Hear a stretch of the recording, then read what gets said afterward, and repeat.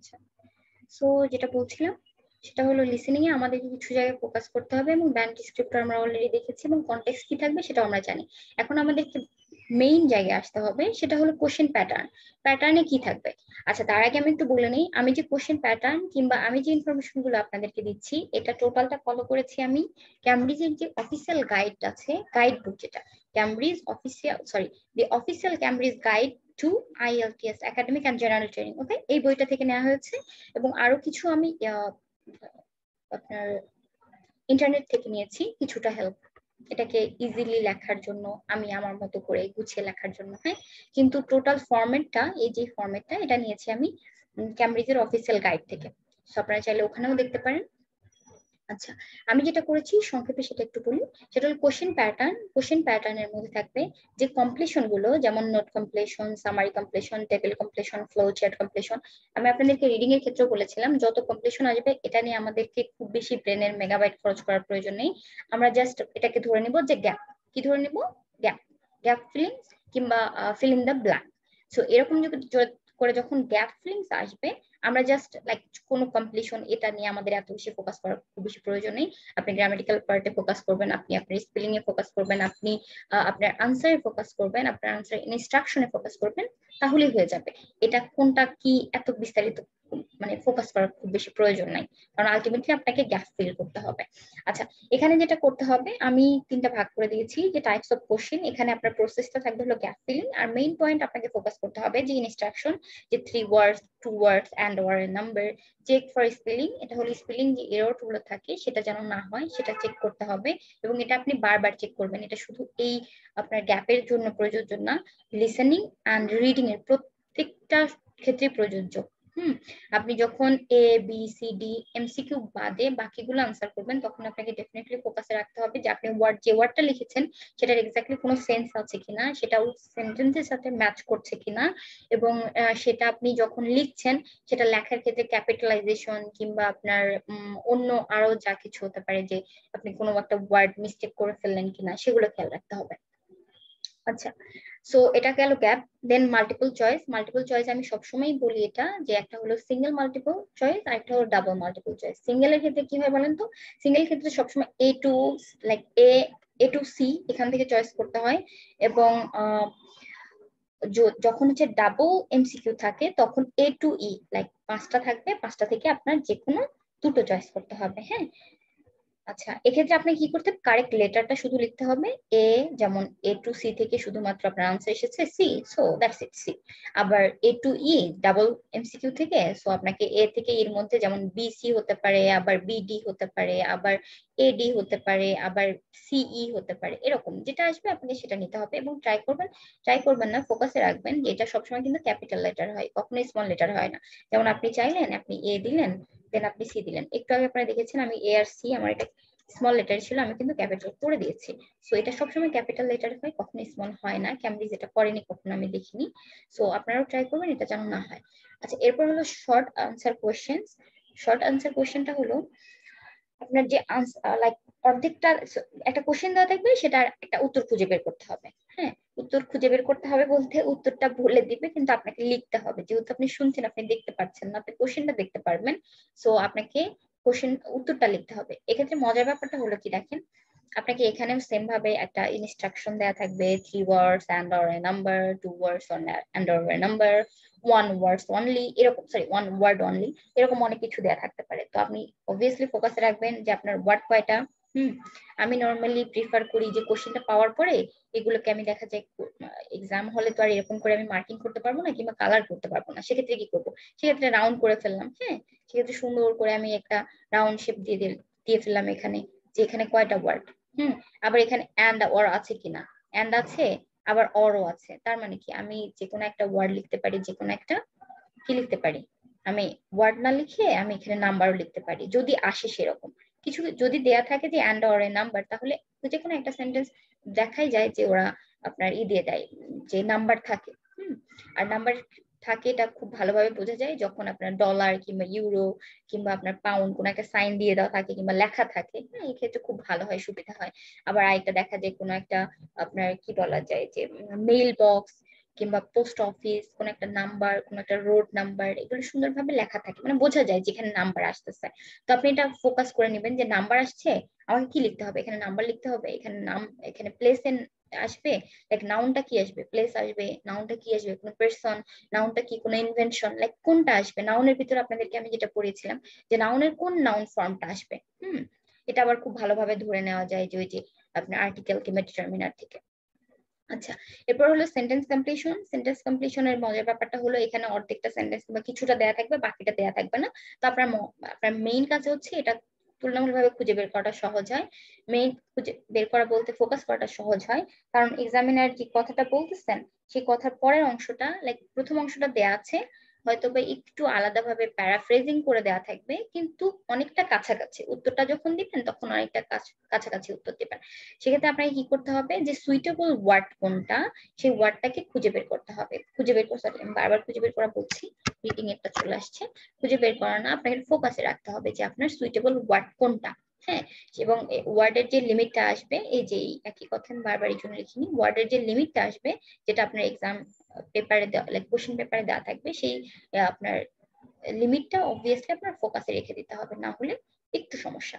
আর এক্ষেত্রে like sentence কমপ্লিশনের ক্ষেত্রে মজার যে কাজটা কিংবা সহজে যেটা ধরতে পারা যায় সেটা হলো গ্রামার। হ্যাঁ, আপনি যদি গ্রামাটিক্যাল পার্টে মোটামুটি ভালো হন তাহলে এখানে আনসারটা পাওয়া খুব বেশি টাফ না, কিংবা আনসারটা বুঝতে পারাটা খুব বেশি টাফ না।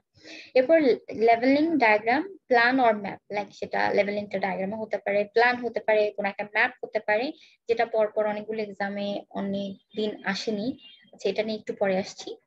সেটা হলো আনসার হবে সুইটেবল ওয়ার্ড কোনটা হবে, এটা আগের মতোই এক সেম, সেন্টেন্স কমপ্লিশনের ক্ষেত্রে যেরকম সেমটাই হবে।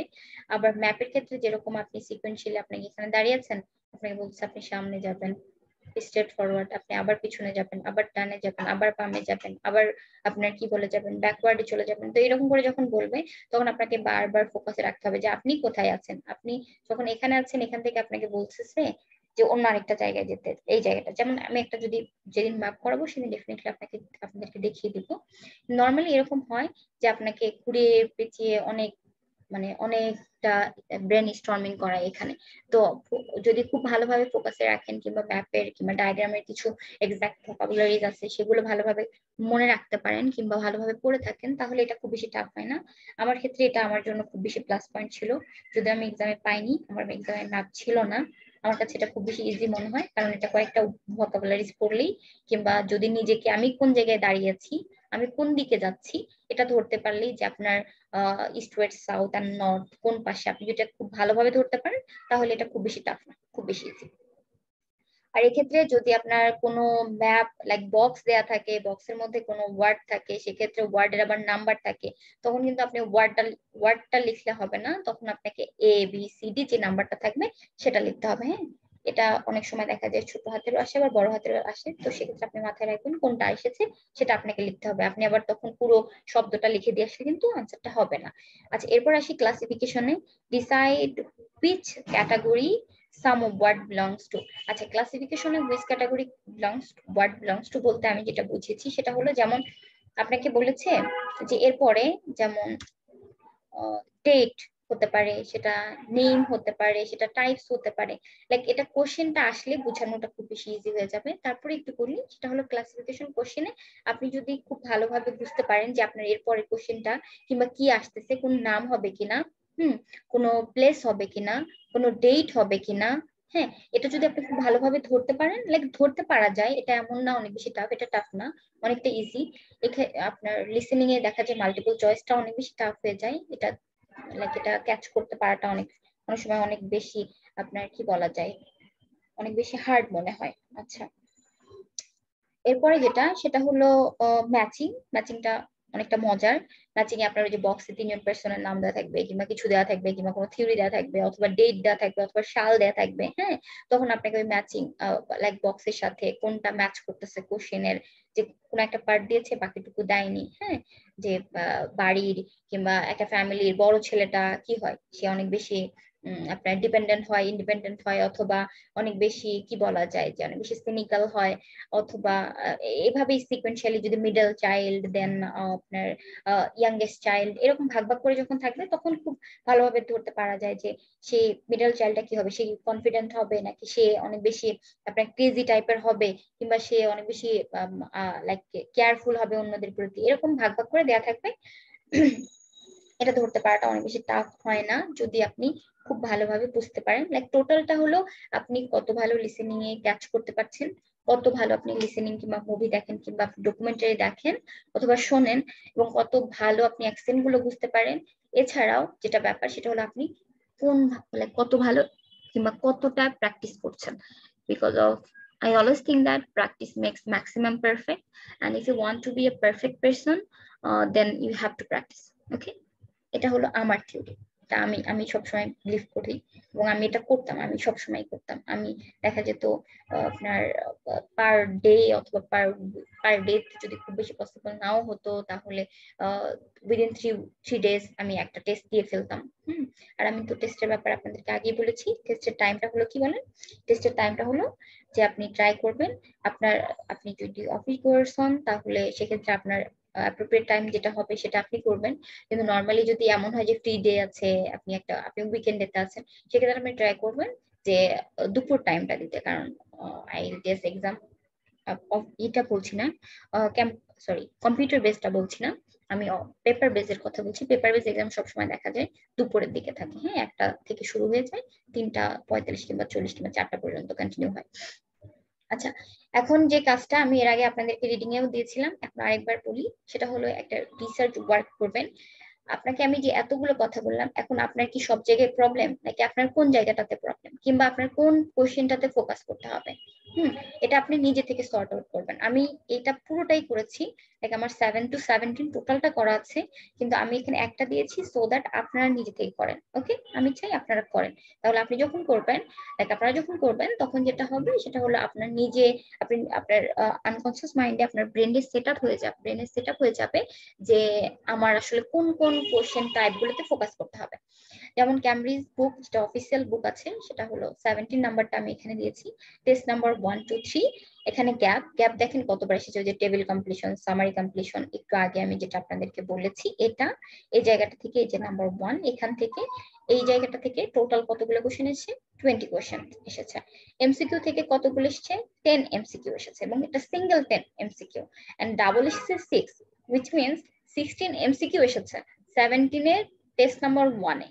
বুঝতে পারছেন কি যে আপনাকে এমসিকিউ এন্ড গ্যাপ ফিলিংস এ কত ভালো হতে হবে, এবং আপনি কতটা ভালো হওয়া লাইক কতটা ইজিলি এটা আপনি কতগুলো আনসার করতে পারবেন, like 20 and 10 and 16, which means 36, correct?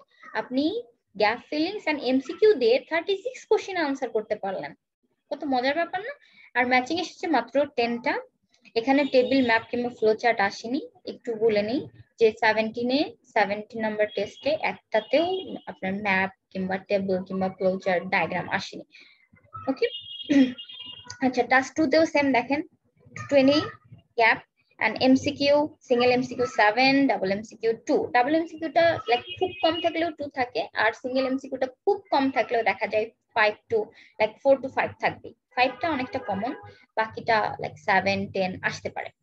তো এখন ব্যাপারটা হলো আপনি নিজেকে কোন জায়গাটাতে ভালো করবেন, আপনি নিজেকে কোন জায়গাটাতে অ্যাভয়েড করতে পারেন। আমি নর্মালি প্রিফার করি যে কেউ অ্যাভয়েড না করেন, আপনি যতটুকু পারেন আপনি ভালোভাবে একটু একটু চেষ্টা করেন।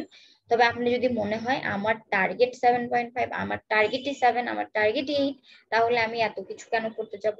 কারণ আমি যখন ডাবল এমসিকিউ পারছি না, তাহলে আমি ওটাতে ফোকাসই করবো না, কিংবা আমি ওটা নিয়ে ভাববোই না। আমি ডাবল এমসিকিউ স্কিপ করে আমি ম্যাচিং এ চলে যাবো, কিংবা আমি সিঙ্গেল এমসিকিউ পারছি না, আমি এটাকে স্কিপ করে আমি এটাতে চলে যাব।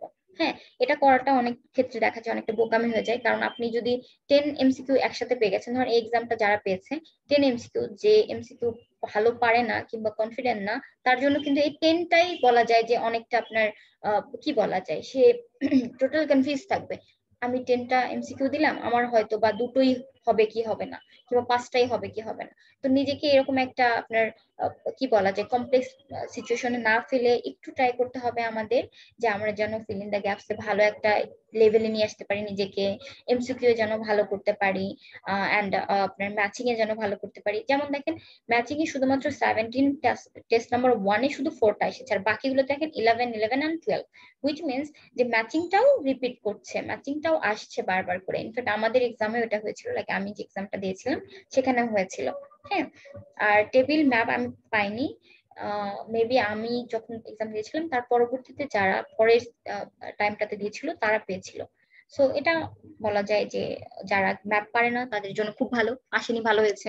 আবার যারা ম্যাপ পারে তাদের জন্য একটু টেনশনের ব্যাপার, যে ম্যাপ আসলে আমি ওখানে 7 ম্যাপ, লাইক 7 কোশ্চেন আসতো, 7টাই আমার কমপ্লিট হয়ে যেত। আচ্ছা যাই হোক, এখন আপনার এটা দেখানোর মেইন কারণ হচ্ছে আপনি গ্যাপ ফিলিং এ কত ভালো ফোকাস করবেন, আপনি এমসিকিউ সিঙ্গেলে কতটা ফোকাস করবেন, ডাবলে কতটা ফোকাস করবেন, এবং ম্যাচিং এ কতটা ফোকাস করবেন। হ্যাঁ, এটা হলো আপনার কি বলা যায়, শর্ট বলেন কিংবা ব্রড বলেন, একটা আলোচনা। আপনি নিজে যখন স্টাডি করবেন, আপনি নিজে যখন লিসেনিং স্টার্ট করবেন, তখন নিজের অবস্থানটা আগে ক্লিয়ার করবেন, যে আমি কোন জায়গায় আছি, আমি কোন জায়গায় ভালো করব, আমার কত মার্ক পেতে হবে, আমার হাতে কতদিন সময় আছে, এবং আমি কোন সময়টাতে এক্সামে পার্টিসিপেট করতে চাই। এটা অনেক বড় একটা ব্যাপার। আপনি যখন এক্সামে পার্টিসিপেট করতে চান, যেমন ধরুন আপনি 2 মাস পরে করতে চান, কিন্তু আপনি যে সেন্টারে এক্সাম দিতে চাচ্ছেন সেখানে যদি সিট থাকে কিংবা তারা অ্যাপ্লিকেশন নেয়, লাইক আপনি এখনই রেজিস্ট্রেশন করতে পারেন, তাহলে আমি বলবো যে আপনার এক্সামের 2 থেকে 3 মাস আগে আপনি রেজিস্ট্রেশন করে ফেলেন। কারণ আপনি যখন রেজিস্ট্রেশন করে ফেলবেন তখন আপনার নিজের ভিতরে অটোমেটিক একটা প্রেশার কাজ করবে, যে আমি এতগুলো টাকা ইনভেস্ট করেছি, আর আমি তো টাইম পাবো জাস্ট কি বলা যায় যে half an hour, like 40 minute, then 1 ঘন্টা আবার 10 থেকে 15 মিনিট, তার মানে আমি কত টোটাল যদি আপনি অ্যাভারেজ করেন তাহলে দেখা যাবে 3.5 ঘন্টা থেকে 4 ঘন্টা টাইম পাচ্ছেন। তো এই 4 ঘন্টার মধ্যে আপনাকে টোটালটা কাভার আপ করতে হবে, লাইক টোটাল 4 ঘন্টা, 4 ঘন্টা নাকি টোটাল 3 ঘন্টা। তো সেই জায়গাতে আপনার নিজেকে কোন জায়গাতে নিতে হবে, কোন অবস্থানে নিতে হবে, আপনার এটার উপর আপনার বাইরে যাওয়া নির্ভর করছে, এটার উপর আপনার অনেক কিছু ডিপেন্ড করছে। সো নিজের নিজের জায়গাটাকে নিজে থেকে আগে আপনার ক্লিয়ার করে নেবেন, তাহলে বোধহয় রাস্তাটা অনেক বেশি সহজ হয়ে যাবে, এটা আমার ধারণা।